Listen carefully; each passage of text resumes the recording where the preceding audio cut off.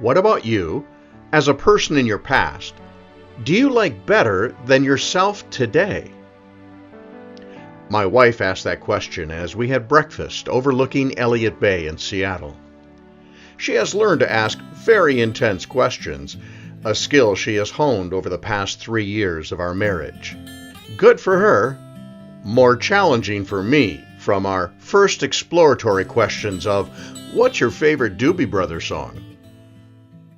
What do I like better about myself in the past than what I see in myself today? That's a loaded question. After all, if I like something better in my past, that makes me, as a person, worse today, right?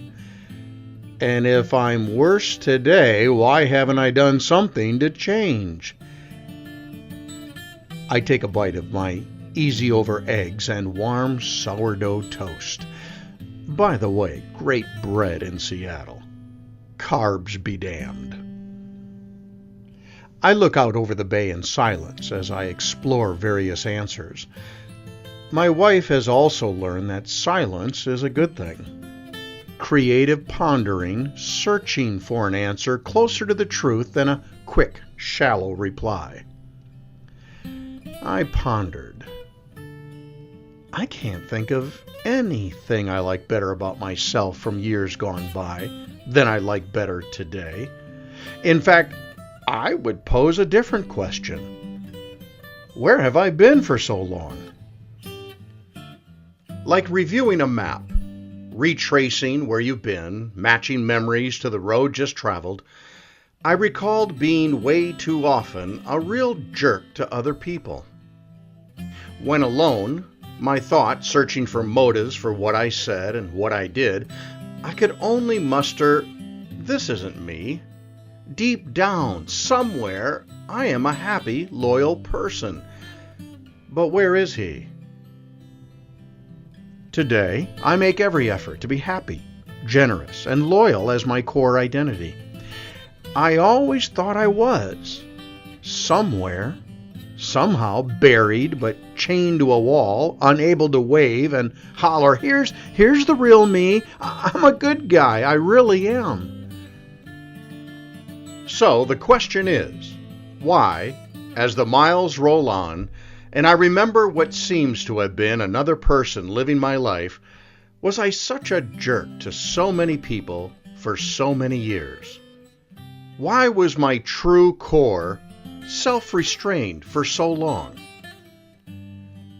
What was smothering my integrity with such an obnoxious attitude? And what finally loosened my smothered, authentic character, entombed yet stubbornly present all along? What freed me to be me? Mike White wrote in Esquire magazine, I want to live in a way that's free and liberated and creative, but also positive and hopefully liberating for others. I want people to be like, oh, he seems like he's having a good time. Maybe he has the secret to something I haven't figured out. I am liberated today.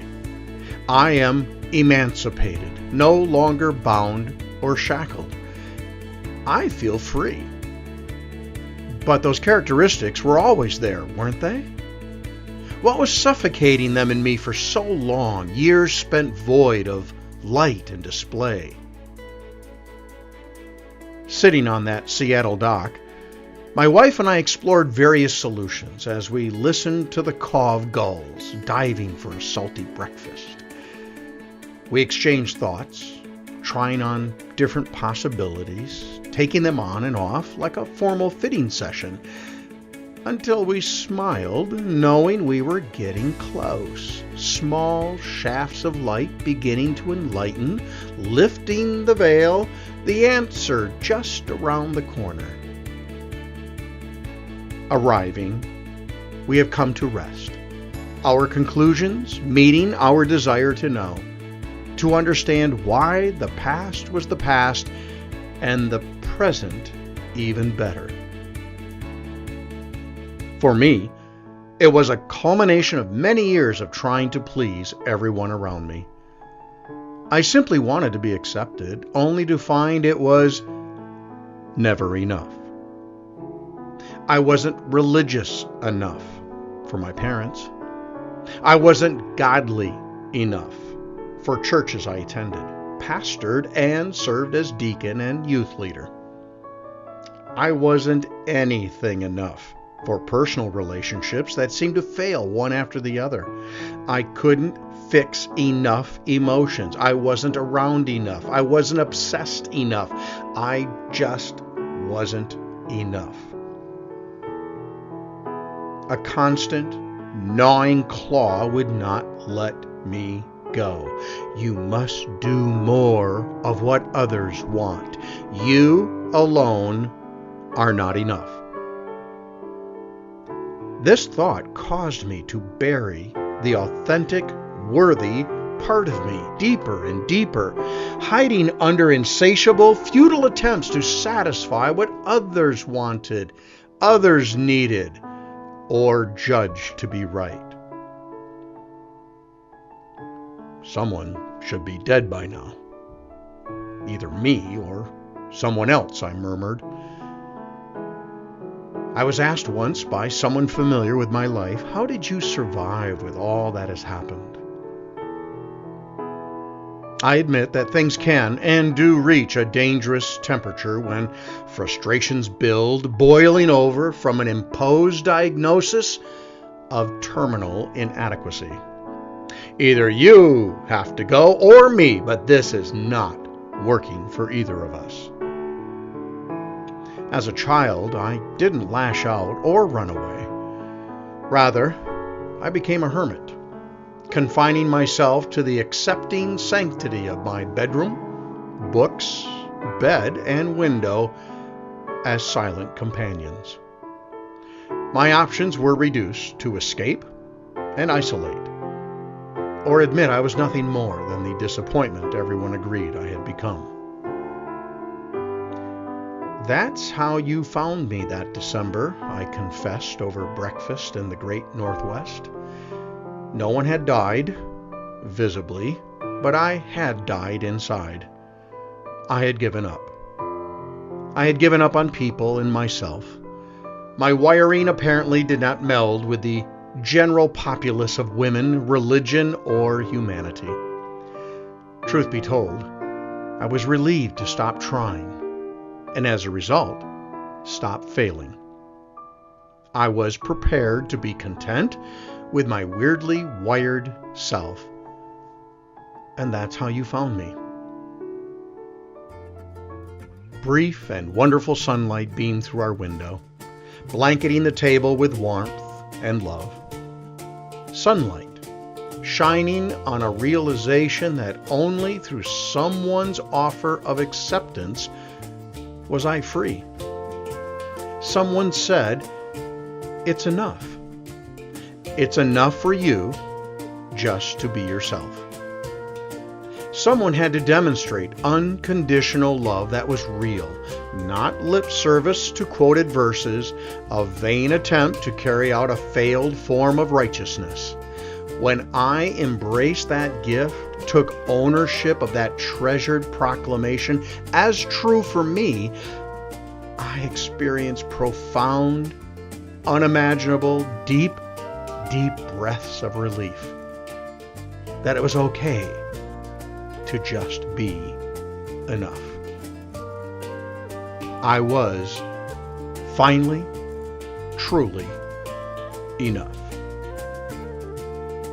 The life-saving, restorative waves that come from exhaling long decades of futile, frustrating effort, followed by the powerful inhaling of sparkling joy, was invigorating, fresh, and tearfully satisfying.